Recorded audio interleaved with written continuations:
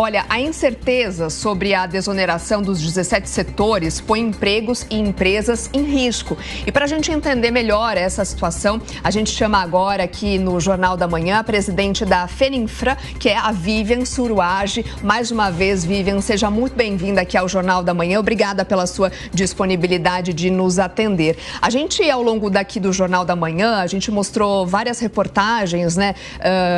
Fernando Haddad, Rodrigo Pacheco, fazendo ali declarações sobre o destino da agenda econômica aqui no país, né, num evento que teve ontem aqui em São Paulo, discordando os dois de alguns pontos e principalmente agora falando da desoneração da folha de pagamento. Haddad, inclusive, eu trago um destaque da fala dele, ele chama de patrimonialistas os setores que buscaram ali descontos na reforma tributária, dizendo e também trazendo alguns estudos acadêmicos mostrando que a desoneração não funciona. Eu queria te ouvir para também saber a tua avaliação sobre isso. Gostaria de cumprimentar a Jovem Pan, os ouvintes da Jovem Pan. Veja, nós estamos novamente com um impasse com relação à desoneração e verdadeiramente ansiosos. Essa indefinição, além, é claro, da insegurança jurídica, da perda de credibilidade do país, nos coloca num compasso de espera que é totalmente inconcebível. E se nós não resolvermos nos poucos dias que nos faltam, né, inclusive com essa faca em cima das nossas cabeças por causa da liminar da STF, nós teremos, com a perda da desoneração, certamente uma forte punição em quem mais emprega, triplicando os impostos que pagamos. Existem estudos acadêmicos, nós possuímos, que demonstram que esta perda de desoneração vai significar claramente quebra das empresas e desemprego na veia, além do aumento de insumos essenciais como transporte, casa própria, internet, alimentação. Nós temos em torno de 9 milhões de trabalhadores que estão empregados nos 17 setores.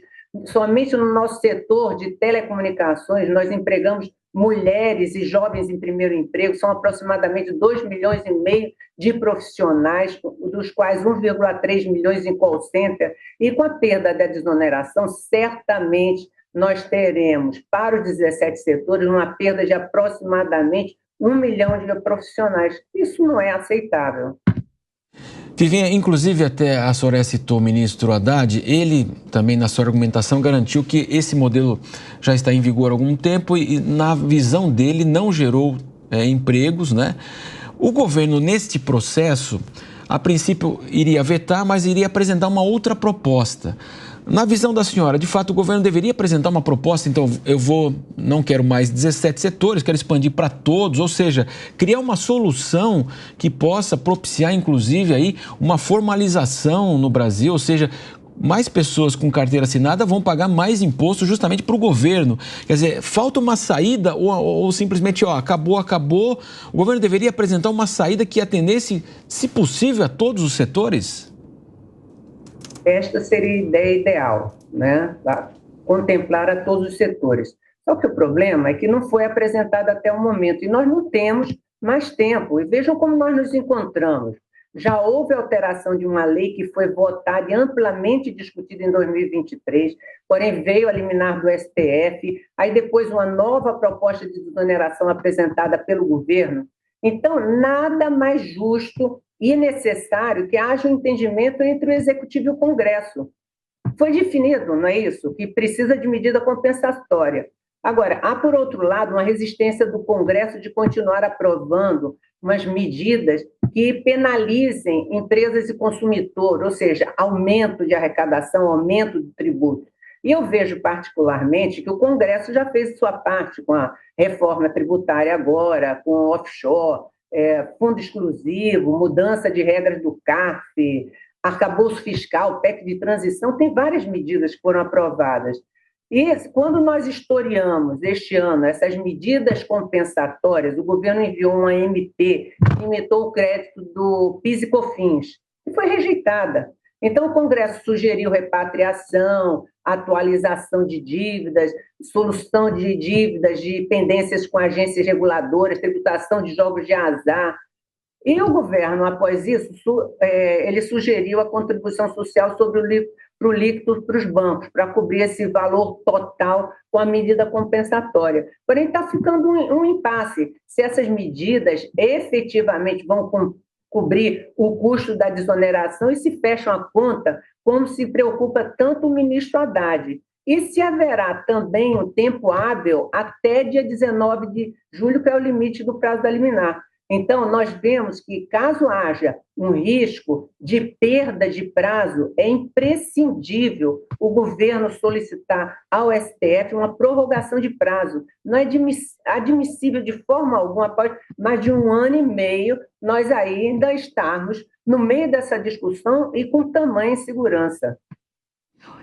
O grande impacto, de fato, é para que essas compensações não venham com aumento na carga tributária, né? Porque, de um lado, o Rodrigo Pacheco diz que já ofereceu ali, apresentou ao menos 8 soluções como fontes de compensação, fala que a Fazenda quer aumento do tributo. Do outro lado, Fernando Haddad relembra também que a pasta já apresentou várias possibilidades de compensação para cobrir essa renúncia fiscal, mas que nenhuma delas avançou no Congresso Nacional. Será que o Congresso está disposto também a fazer concessões?